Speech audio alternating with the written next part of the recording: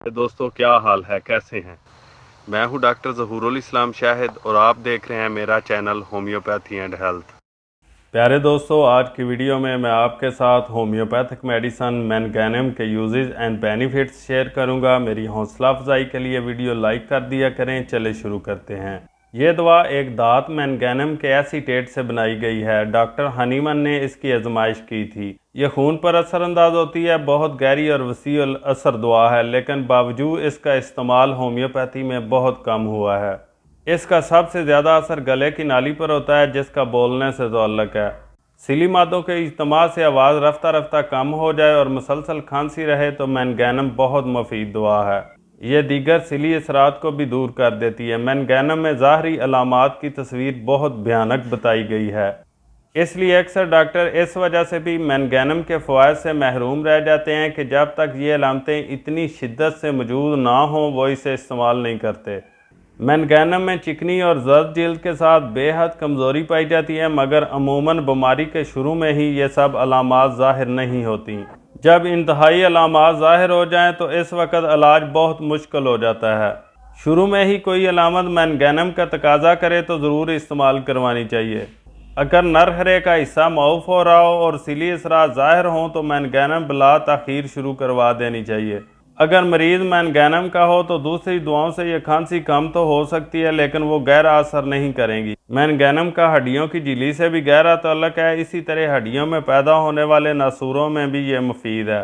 इसमें हैज़ की खराबियाँ भी मिलती हैं। किल्लत हैज़ जो वक़्त गुजरने के बाद एक आध दिन के लिए आता है। खून की रंगत फीकी पानी की तरह होती है। ऐसी सूरत में बजाय इसके कि हैज़ जारी करने वाली दवा दी जाए, मैनगैनम देनी चाहिए, क्योंकि ऐसे मरीज़ में खून की शदीद कमी होती है। इसलिए हैज़ का खून जारी करने वाली दवा से रहा सहा खून भी निकल जाएगा। मेरा तजर्बा है कि अलामात के मुताबिक सही दवा दी जाए तो हैज़ का खून जारी होने की बजाय कुछ अरसा के लिए रुक जाता है, लेकिन कई महीने हैज़ बंद रहने के बाद जब जिस्म में खून की कमी पूरी हो जाए और ताकत आ जाए तो फिर हैज़ नॉर्मल हो जाएगा। अगर खून की कमी ना होने के बावजूद हैज़ बंद हो जाए तो बंदिश हैज़ की दूसरी दवाएँ सोचनी चाहिए। ऐसे मरीज़ जिनकी पिंडलियों में ईंठन होती है, टांगों के पट्टों में सख्ती महसूस होती है और टांगें बेहिस हो जाती हैं, इनकी पिंडलियों के सामने की हड्डी की दुखन में मैनगैनम बहुत मुफीद दवा है। मैनगैनम में जल्दी अलामतें भी मिलती हैं। ज़ख्म और नासूर के किनारे मोटे हो जाते हैं। अक्सर ज़ख्म लंबा अरसा चलते हैं और ठीक नहीं होते। सोराइसिस में भी इसे मुफीद बताया गया है। अगर सोराइसिस यानी चंबल दब चुका हो तो मैनगैनम से फ़ायदे की सूरत में पहले बहुत ज़ोर से जिल्द पर उभरेगा और लंबा अरसा वक्फा से इस्तेमाल के नतीजा में कम होना शुरू हो जाएगा। लिहाजा मैनगैनम देने के बाद सोराइसिस यानी चंबल ज़ाहिर हो तो घबराना नहीं चाहिए। डॉक्टर कैंट इस बात के सख्त खिलाफ थे कि सोराइसिस को दवाओं से दबा दिया जाए, क्योंकि इसके नतीजा में अंतड़ियों में या किसी और उज़्व में कैंसर हो सकता है। इनके अक्सर बयानात दुरुस्त होते हैं, इसलिए बैद नहीं कि यह भी दुरुस्त हो। मैनगैनम में सोराइसिस की अलामात फास्फोरस और डल्का मारा से मिलती हैं।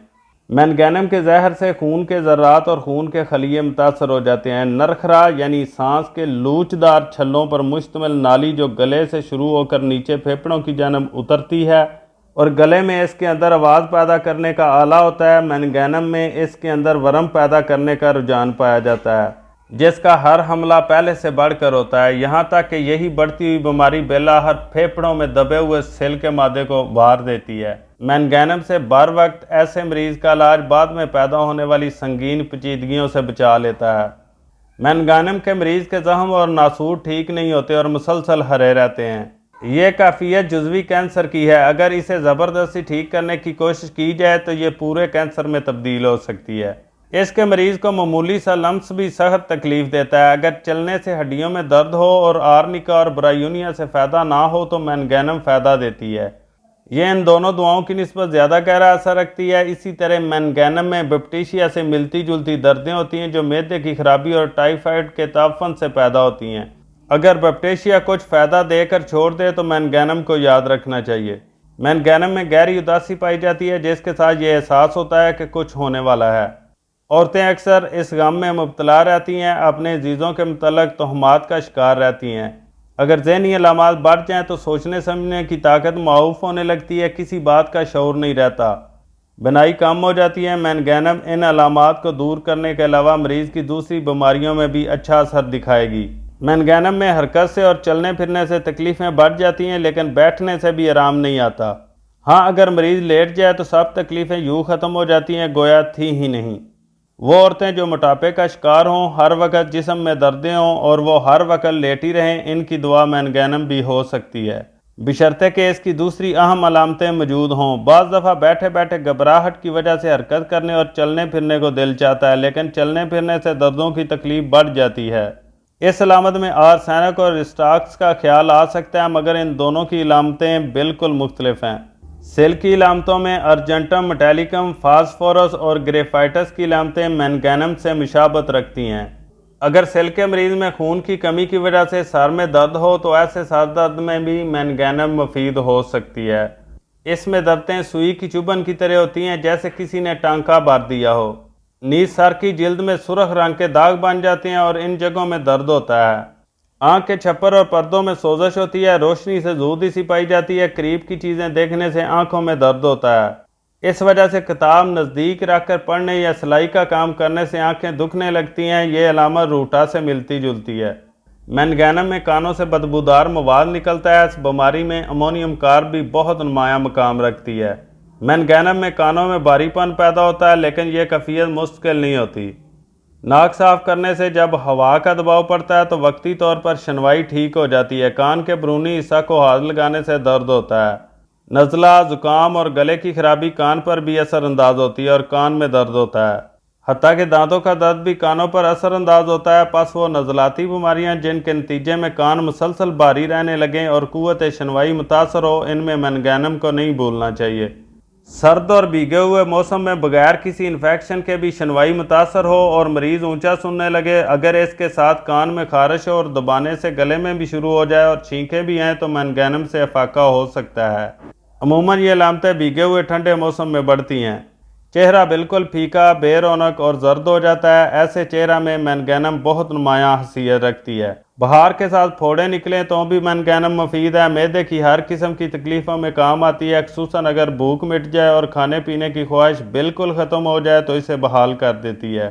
اس کے پیٹ درد میں آگے جھکنے سے آرام آتا ہے، یہ کولوسنت کی بھی علامت ہے۔ اس کے مریض میں معدے کی کوئی نہ کوئی تکلیف ضرور رہتی ہے، قبض ہوگی یا اسہال لگ جائیں گے یا پیچس ہو جائے گی، معتدل حالت نہیں رہتی۔ عورتوں کو حیض کے ختم ہونے کے زمانے میں یا ویسے ہی خون کی کمی سے چہرہ پر تمتماہٹ اور گرم ہوا کے جھونکے محسوس ہوتے ہیں۔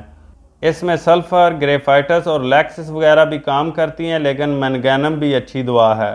جگر میں چربی بڑھنے کے رجحان کو بھی مینگانم روکتی ہے، یرقان اور پتے کی پتھریوں میں بھی مفید ہے۔ ناف کے نیچے ہلکا سا کھچاؤ محسوس ہوتا ہے، اگر یہ شدید ہو تو یہ پلمبم کی علامت ہوتی ہے۔